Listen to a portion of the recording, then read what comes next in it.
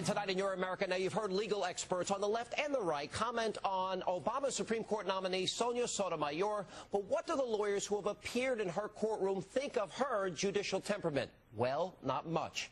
The Almanac of the Federal Judiciary solicits commentary from practicing attorneys about our federal judges. Now, here's what some of the lawyers who have argued before Judge Sotomayor had to say about her. Quote, "She is a terror on the bench. She is overly aggressive, not very judicial. She behaves in an out-of-control manner. She is nasty to lawyers." Now, for comparison's sake, we also see what lawyers had to say about Justice Alito, who, like Judge Sotomayor, served as a federal judge for many years. Quote, "He is exceptional. He couldn't have a keener demeanor. He is extremely polite and genteel. Very seriously, he is very bright. He's demanding, but he is always courteous." Now, there isn't as much commentary about Justice Roberts because he served on the federal bench for such a short period of time, but the Almanac does indicate that, quote, "Roberts was one of the best Supreme Court oral advocates of the modern era. Chief Justice Roberts is a good listener and an unassuming and engaging conversationalist." Now, talk about a study in contrast. Joining me now to discuss this is former federal prosecutor, contributing editor to National Review, Andrew McCarthy, and Jay Sekulow is the chief counsel at the American Center for Law and Justice. Guys, good to see you both. Thanks for being with us. Jay? Thanks for having us, Sean. I don't think I've heard a lot of negative things about me. I don't think I'd want that said about me. What does that mean? You know, it's troubling, and I do a lot of my practice at the Supreme Court of the United States, and of course the difficulty is this is the highest court in the land. This is the final determination on judicial review. There's no other higher court to go to. There's no other. This is it. And to not have the right judicial temperament not only signals a danger for the litigants before the court and, of course, the lawyers, but also for what the law becomes. And that's my concern with this, Sean. You got the statements about the setting social policy, the concerns being expressed by lawyers that have argued before about a lack of judicial temperament. This is the Supreme Court of the United States we're talking about, and there is no room for error in that regard, and the lawyers have to be able to artfully, quickly, and diligently present their case, but the judges, the justices, have to be able to listen, and that's what I'm concerned about right here. Yeah, no, I couldn't agree more. Andy, by the way, good to see you again, and I love reading your stuff in National Review. She can be difficult, temperamental, excitable. She seems angry. She makes inappropriate outbursts. She is nasty to lawyers. This is about as it's almost a liberal critiquing the show. Well, you know, look, I think what Jay is saying is right. It's a bad signal. But, you know, let's realize that there are a lot of federal judges who are, you know, very brilliant judges who are also very difficult. Oliver Wendell Holmes was said to be very difficult. Sure. It's a bad signal.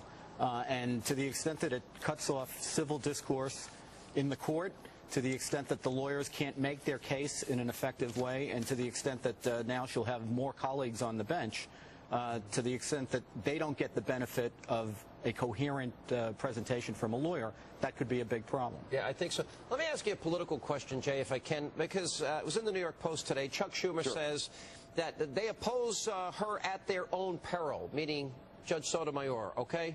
Lionel Sousa, a GOP strategist who advised President George W. Bush on Hispanic outreach, said Republicans would be idiots for opposing her, especially after all the immigration rhetoric in the last presidential election. And that made me think, well, that same argument didn't hold true for Miguel Estrada or Alberto Gonzalez or Justice Thomas for the Democrats. Don't the Republicans have a moral obligation and duty to vet her as thoroughly as possible, considering this judicial activism we believe exists? Not only a moral obligation, but a constitutional obligation. The role of the Senate here is advice and consent. They need to ask, I'm talking about the Republican senators that are on the Judiciary Committee, they need to ask real probing questions and get real answers. And, Sean, if you look back at the history of the most recent nominations, Justice Alito and Chief Justice Roberts, there were calls for not only slowing the process down, and, of course, they took a long time to get through those hearings, but there were calls for, you know, filibusters for Sam Alito, Justice Alito, weeks after before the hearings even started. They were talking about rumors were circulating among Senate Democrats about filibusters. Here now they're saying we basically waive the hearings, an up or down voice vote, and the Senate abdicates its role as advice and consent. With all the discussion that the Democratic senators had during the Roberts and Alito hearings about making sure there was a thorough review. And you're talking about, with those two nominees, some of the brightest and best across the board that any president has ever nominated.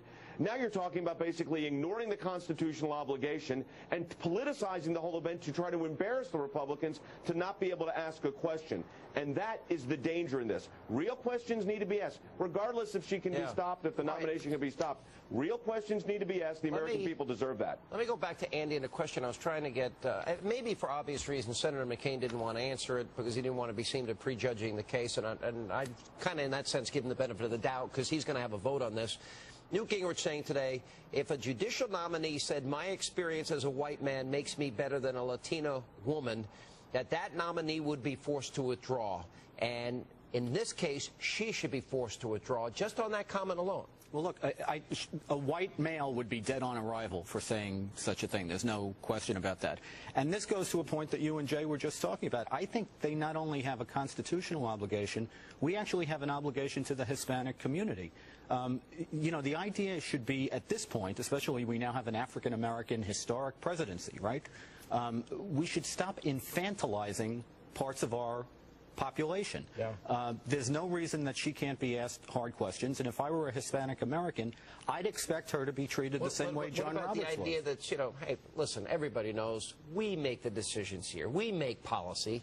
I guess we don't have co-equal branches of government anymore, Andy. Right. Well, it doesn't, that everybody knows it doesn't mean that she should confess it so easily and that should roll so easily off the tongue. That's what's disturbing. Yeah, I thought that was one of the more frightening comments. But good to see you both. Andy, thank you for being with us. Hugely dangerous statement she made on the policy issue. Yeah, I agree. Jay, good to see you as well. Thank you, my friend. I'm not a crook.